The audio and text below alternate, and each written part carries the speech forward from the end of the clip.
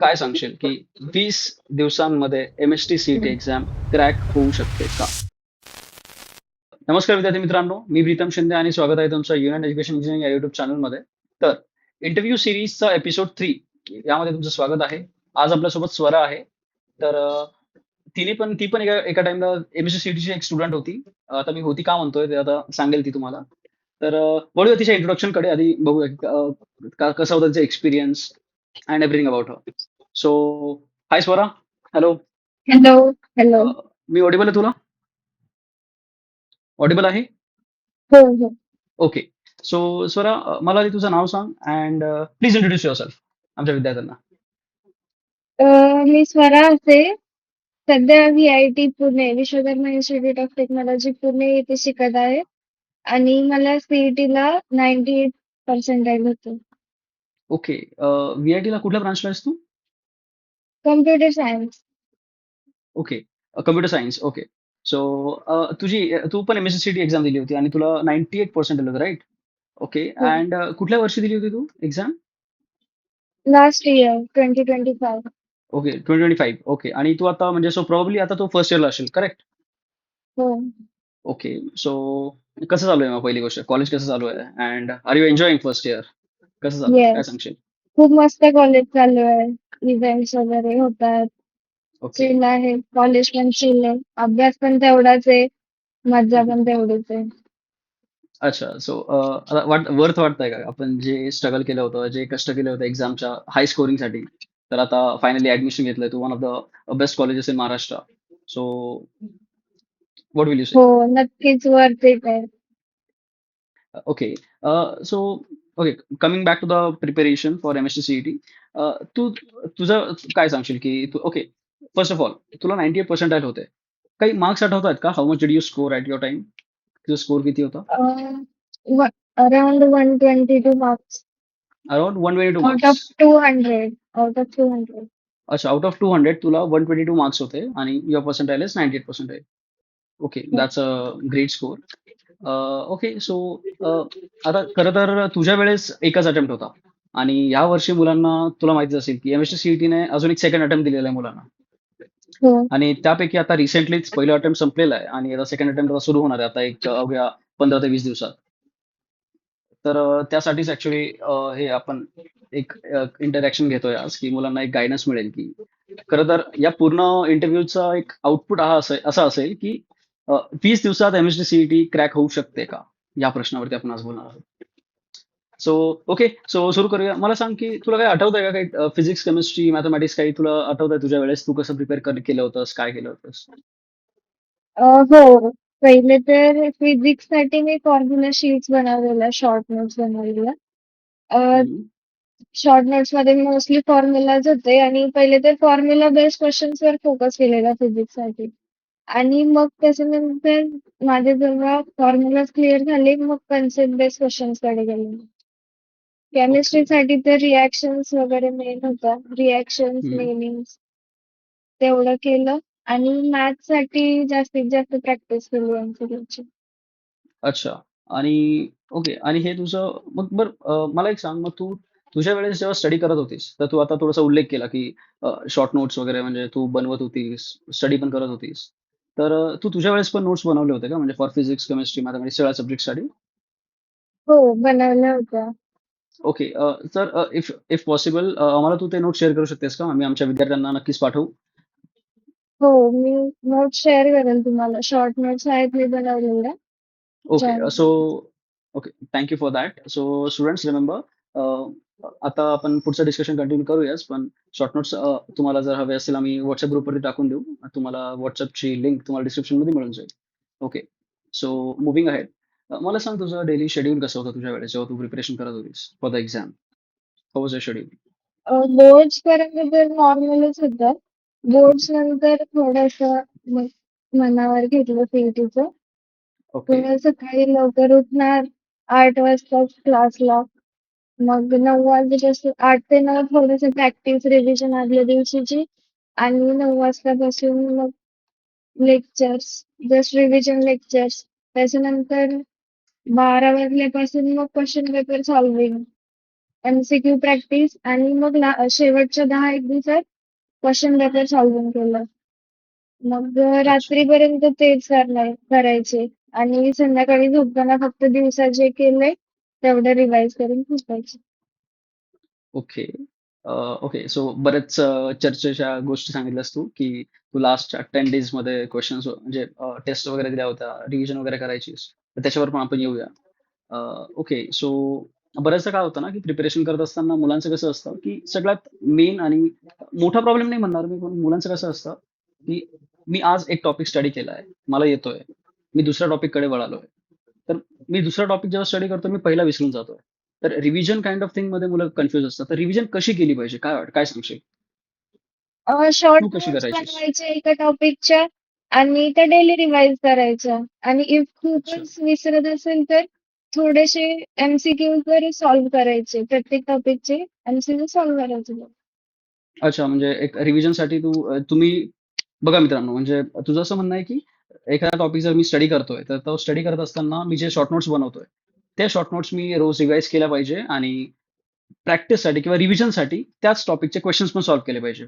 P-Y-cues असतील किंवा normal questions असतील ते. Okay. Okay. That's a good suggestion. And याच्याबद्दल काय सांगशील, की तू तुझ्या वेळेस काही मॉक टेस्ट वगैरे दिल्या होत्या, काही प्रॅक्टिस टेस्ट दिले होते? त्याचा फायदा हो. होतो का? कशा दिल्या पाहिजे? टेस्ट दिल्या होत्या, टाइम बाउंड टेस्ट दिल्या होत्या आणि त्याचा ओके. मला नक्कीच खूप फायदा झाला. त्या प्रकारचेच क्वेश्चन्स आले होते ओके. CET मध्ये. ओके. आता बऱ्याचदा मुलांचं कसं असतं, की मुलं म्हणतात, की "सर आम्हाला कोणीतरी सांगितलं होतं, की प्रॅक्टिस केल्या पाहिजे जास्तीत जास्त क्वेशन्स. सो आम्ही रोज पेपर देतोय, पण स्कोरच इम्प्रूव्ह होत नाही." तर फक्त म्हणजे मॉक टेस्ट देणं हेच आहे का? की तू तुझ्या वेळेस कसं अॅनलाईज केलं होतं? काय सांगशील त्याच्याबद्दल? फक्त मॉक टेस्ट देणंच इम्पॉर्टंट नाहीये. ते अॅनलाईज करणं, किती मार्क्स येतायत, कुठे चुकतोय आपण, कुठे इम्प्रुव्हमेंटची गरज आहे, ते अॅनलाईज करणं पण गरजेचं आहे. मी मॉक टेस्ट द्यायचे आणि अ, मग क्लासमध्ये ते चेक करून घ्यायचे सर. त्याच्यानंतर चुका पण सांगायचे आणि हे सोल्युशन पण द्यायचे त्याचं. सो दॅट मग अच्छा. ते परत एकदा रिवाइज करणे आणि नेक्स्ट टेस्ट देणे. सो दॅट सेम कन्सेप्टचे क्वेश्चन्स आल्यावर मग ते इझी होऊन जायचं. अच्छा, okay. So to like kind of summarise तर तू कशी करायचीस? म्हणजे जर एखादी टेस्ट झाली आहे आणि त्याच्यामध्ये काही करेक्ट आले, काही रॉंग आले. तर जे काही रॉंग गोष्टी होत्या किंवा ज्या टॉपिक्समध्ये तुला उत्तर आलं नाही, तर तू त्या स्पेसिफिकली त्या टॉपिक्सवर आधी लक्ष द्यायची, की लिस्ट आउट करायचीस, की कुठले टॉपिक चुकले, काय चुकलंय आणि मग तू प्रॅक्टिस करून मग पुन्हा जसं सर तू सांगितलंस, की तुझे सर तुला सांगून द्यायचे, की "this is the topic you should focus." तर तू अॅनलाईज केलं स्वतःहून आणि मग तू ते प्रॅक्टिस केलंस. Okay. Okay. So this is a best way, की बघा मित्रांनो, तुम्ही जर असं मॉक टेस्ट देताय आणि एक्सपेक्ट करताय, की स्कोर इम्प्रूव्ह होईल, तर असं अचानक असं स्कोर इम्प्रूव्ह होत नाही. तर त्यासाठी क्वालिटी म्हणजे कमी द्या हवं तर, पण मग क्वालिटी ऑफ एनालिसिस करा, की काय करताय तुम्ही. ओके. तर स्वरा पहिली गोष्ट कसं आहे, की यावर्षी तुला सांगितलंच मी, की 2 अटेम्प्ट असणार आहेत एम-एस-सी-सी-ई-टीचे आणि पहिला अटेम्प्ट हो. ऑलरेडी झालेला आहे. म्हणजे 19 तारखेला आय गेस शेवटचा पेपर होता एम-एस-सी-सी-ई-टीचा. आता सेकंड अटेम्प्ट अवघ्या 15-20 दिवसांवरती आलेला आहे. तर तू काय सांगशील, जर तुझ्या वेळेस तुला असा चान्स मिळाला असता, की तुझ्याकडे आता एम-एस-सी-सी-ई-टीचा तू पेपर पण दिलेला आहे, तुझ्या हातात तुझं मार्कशीट आहे, की 98% तुला मार्क्स होत आहे. सेकंड अटेम्प्ट तुला द्यायचा आहे. तर तू कसं प्रिपेअर केलं असतंस? जर तुझ्या वेळेस सेकंड अटेम्प्ट असता तर? काय सांगशील? अ, मला तर ते फर्स्ट अटेम्प्टला व्यवस्थित पेपर गेलाय. थोड्याशाच मॉक टेस्ट सोडून आणि माझे कन्सेप्ट सुद्धा क्लिअर आहेत. तर मग मी जास्तीत जास्त टेस्टवर फोकस करेल, टाइम बाउंड सॉल्व्हिंगवर फोकस करेल. टाइम मॅनेजमेंटवर फोकस करेल आणि सिली मिस्टेक कशा अव्हॉइड करता येईल यावर फोकस करेल. Okay. So that is good point तू सांगितलंस. खरं तर ओके, एक छोटंसं ॲडिशन मी सांगेल मित्रांनो तिच्या पॉइंटला. खरं तर आता okay Swara by the way आम्ही आता रिसेंटली काय करत होतो, की दरवर्षीप्रमाणे यावर्षी पण आम्ही एव्हरी शिफ्टचं मुलांसोबत इंटरॅक्शन करत होतो, की प्रत्येक शिफ्टचा एक्झाम झाल्यानंतर आम्ही विद्यार्थ्यांना विचारायचो, की हाऊ वॉज द डिफिकल्टी? काय होतं? तुम्हाला काय प्रॉब्लेम्स फेस झाले? तर तू आता रिसेंटली जे सांगितलंस ना, की time management, time bound test द्यायचीस, ज्याने प्रॅक्टिस झाला तुझा, की ॲक्चुअल एक्झाम एन्व्हायर्नमेंटमध्ये पेपर पूर्ण झाला पाहिजे तेवढ्या तासांमध्ये, जेवढा टाईम मी हम्म. दिलेला आहे.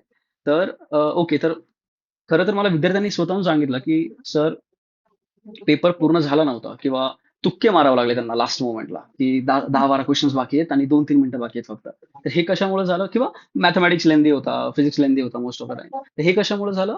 तर मित्रांनो बघा, आता हिने पण as a as a topper her suggestion is the same thing जे तुम्हाला आम्ही इतक्या वेळेस सांगतोय, की प्रॅक्टिस करत राहा, टाइम बाउंड टेस्ट देत राहा, जेणेकरून तुम्हाला ॲक्चुअल एन्व्हायर्नमेंटमध्ये, एक्झामच्या एन्व्हायर्नमेंटमध्ये तुम्हाला प्रॅक्टिस होईल, की हां, how to manage the time and किती वेळ दिला पाहिजे केमिस्ट्रीला, फिजिक्सला, मॅथेमॅटिक्सला. ग्रेट. ओके. सो मला सांग स्वरा, ओके, अपार्ट फ्रॉम तू सांगितलंस की तू रिसोर्सेस ॲज अ रिसोर्स तू स्वतःची नोट्स पण बनवायचीस. काही बुक्स किंवा काही एक्स्ट्रा अजून काही रिसोर्सेस तू सांगू शकतेस जे तू तुझ्या वेळेस प्रिपेअर केलं होतं किंवा you think they are important helpful तुझ्या प्रिपरेशनच्या वेळेस? टार्गेटचं बुक आहे. बुक्स आहेत त्याच्यात फक्त प्रिव्हियस इयर आज क्वेश्चन्स आहेत. तेवढे सॉल्व्ह केले तरी होतात. अच्छा, ते टार्गेट खूप पब्लिकेशनचे आधीपासूनचे पीवायक्यूज करायचे ऑलमोस्ट असतो. अच्छा. 2001 2002 पासूनचे क्वेश्चन्स आहेत त्याच्यात सीईटीचे. ओ. आणि त्यांनी खूप सारे कन्सेप्ट कंबाईन करून क्वेश्चन बनवलेले. अच्छा. म्हणजे ओके. सो आता 2001 आणि 2 म्हटल्यावरती म्हणजे बराच तो एक चांगलाच डेटा सेट घेतला होता. जवळपास 20 एक वर्ष म्हणू शकतो आपण, 20-25 वर्ष. सो त्या सगळ्या क्वेशन्सला तो सॉल्व्ह केलं होतं. टार्गेट पब्लिकेशनचं बुक होतं. Okay. So this is good point. जर विद्यार्थ्यांना पॉसिबल असेल, so you can either you can purchase किंवा जर कोणाकडे असेल, you can just ask out किंवा इंटरनेटवरती तुम्हाला पीवायक्यूज मिळून जातील. So ultimate point of this discussion was की पीवायक्यूज सॉल्व्ह करा. फक्त 1 वर्षाचे, 2 वर्षाचे केले म्हणजे झालं असं नाही. जसं तिने सांगितलं, की जेवढे जास्त पीवायक्यू सॉल्व्ह कराल, तेवढे जास्त तुम्हाला पॅटर्न्स म्हणू शकतो आपण, की क्वेशन सॉल्व्ह करायचं तुम्हाला पद्धत कळतील, की हां, हा क्वेशन्स किती वेजमध्ये विचारू शकता. Okay, that's a good point. Okay, by the way Swara, आम्ही यावर्षी कसं केलंय, की ओके विद्यार्थ्यांना तुम्हाला पण सांगतोय मी. आपण आता गेले जसं मी सांगितलं तुम्हाला, की 11 एप्रिलपासून तर आत्ता 19 एप्रिलपर्यंत जेवढे काही पेपर झाले सीईटीचे, सगळ्या सीईटीच्या पेपर्सचं जेवढे पण शिफ्ट झाले, सगळ्या शिफ्टचे शिफ्ट वाईज पीडीएफ्स म्हणजेच त्या शिफ्टमध्ये कुठले क्वेश्चन्स विचारले होते. आपण त्या सगळ्या क्वेश्चन्सची एक पीडीएफ बनवलेली आहे शिफ्ट वाईज. आणि ही पीडीएफ तुम्हाला आमच्या ऍप्लिकेशनवरती म्हणजेच युनियन एज्युकेशन इंजिनिअरिंग प्ले स्टोअरच्या ऍप्लिकेशनवरती किंवा ऍप स्टोअरवरती पण अवेलेबल आहे ऍप्लिकेशन. त्याच्यावरती तुम्हाला जाऊन तुम्हाला बघायला मिळू शकतं. तिथे डॅशबोर्डवरती तुम्ही फ्री कंटेंट नावाचं बटन असतं, तुम्ही क्लिक करायचं आणि तुम्हाला you can get the material. ते actually all the shift wise असतील. आणि खरं तर स्वरा काय सांगशील की आता रिसेंटली जे प्रश्न आलेत, म्हणजे अटेम्प्ट 1 मध्ये जे क्वेश्चन्स आलेत, हे विद्यार्थ्यांना खरंच मदत करतील का आता सेकंड अटेम्प्ट साठी पण? कारण तू हो, पीवायक्यूज चांगला नक्कीच. स्टडी केलाय आणि 20 वर्षाचा एक्सपिरियन्स, 20 वर्षाची तू पीवायक्यू स्टडी केलाय, तर तू चांगलं सांगू शकतेस मित्रांना, की काय सांगशील तू याच्याबद्दल? हो, कन्सेप्ट रिपीट होता, इव्हन क्वेश्चन्स पण रिपीट होता. पीवायक्यू सॉल्व्ह करणं नक्कीच हेल्पफुल ठरतं. आणि जर की तुम्हाला पूर्ण क्वेश्चन पेपरच एका जागी भेटतीये, ते पण तुम्ही सॉल्व्ह करू शकता. इझिली ऍक्सेसिबल आहे तुमच्यासाठी, तर ते खूप फायद्याचं ठरेल तुमच्यासाठी. Okay, yeah. So, but so she has said that, and okay, sorry. Okay.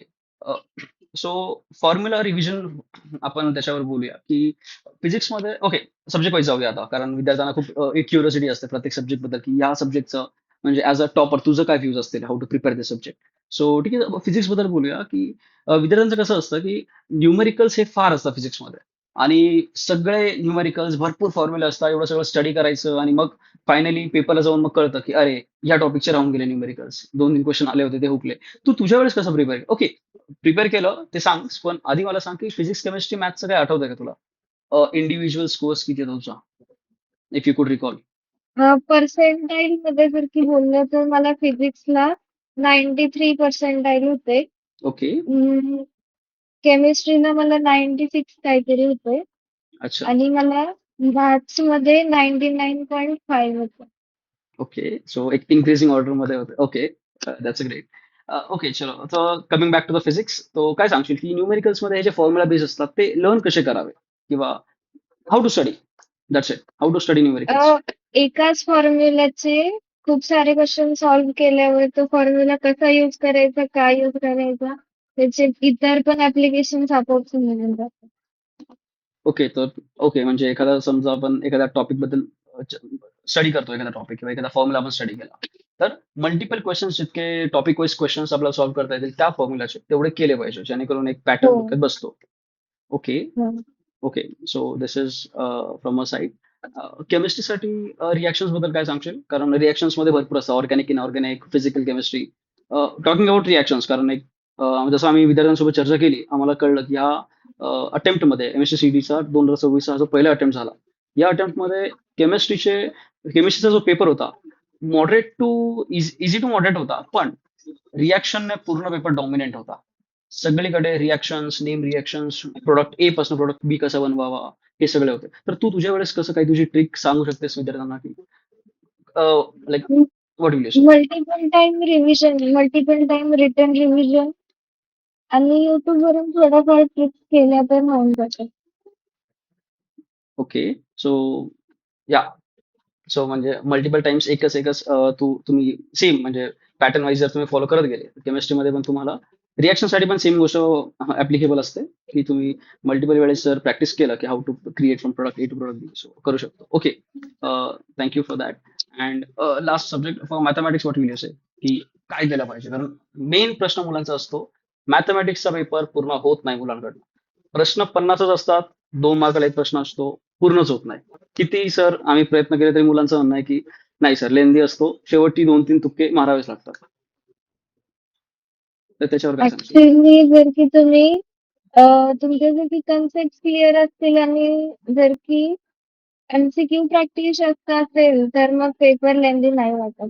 आणि एक दोन प्रश्न आले जरी लेंदी तुम्ही स्किप केले तरी पण चालतात. कारण की ते असतातच लेंदी. अच्छा, सो तुझं असं म्हणणं आहे की प्रॅक्टिस केली पाहिजे मॅथमॅटिक्ससाठी, सो दॅट वेळेत हो. पूर्ण होईल. Okay. Thank you for that suggestion. Okay. So पहिले तर हां, बोल बोल बोर्ड्स बोल. बोर्ड्स कन्सेप्ट क्लिअर केले पाहिजे. बोर्ड्स बुक पूर्ण सॉल्व्ह केलं पाहिजे. त्याच्यानंतरच PYQ कडे आलं पाहिजे. PYQ सुद्धा जरी सॉल्व्ह केले फक्त एक एक दोन दोन वेळेस रिपीटेडली सेम क्वेश्चन जरी सॉल्व्ह केले तरी पण खूप प्रॅक्टिस होते, सो दॅट ते एक्झामला हेल्पफुल ठरतं. ओके. सो तुझं म्हणणं आहे की फंडामेंटल्स क्लिअर असायला पाहिजे ओव्हर बेसिकली, बोर्ड्स जसं प्रिपेअर करताय तसं. ओके. And okay. हे होतं सगळं फिजिक्स, केमिस्ट्री, मॅथ्ससाठी. मला एक सांग की अ, तुझं आता तुला कॉलेज, तू आता VIT मध्ये आहेस, राईट? CS ब्रांचला. तर जसं मी इंट्रोडक्शन मध्ये स्टार्टिंगला मुलांना सांगितलं की स्वरा सुद्धा एक युनियन एज्युकेशन काउन्सिलिंगची एक स्टुडंट आहे. So and we have invited her today. So काय सांगशील स्वरा, की how did union education help you in the admission process? Union education help me in every possible way. त्यांनी माझी कॅप राऊंडला तर मला व्यवस्थित करून दिलंच, पण ते स्पॉट राऊंडला सुद्धा माझ्यासोबत होते. माझा पूर्ण ऍडमिशन प्रोसेस होईपर्यंत ते माझ्या कॉन्टॅक्ट मध्ये होते. ओके. ओके. तू मला एक सांग, कॅप राऊंडला फर्स्ट कॅप राऊंडला तुला कुठलं कॉलेज लागलं होतं? VITच लागलं होतं. ओके. आय गेस AIML ब्रांच होती. ओके. VITच होतं, AIML ब्रांच होती. हम्म. ओके.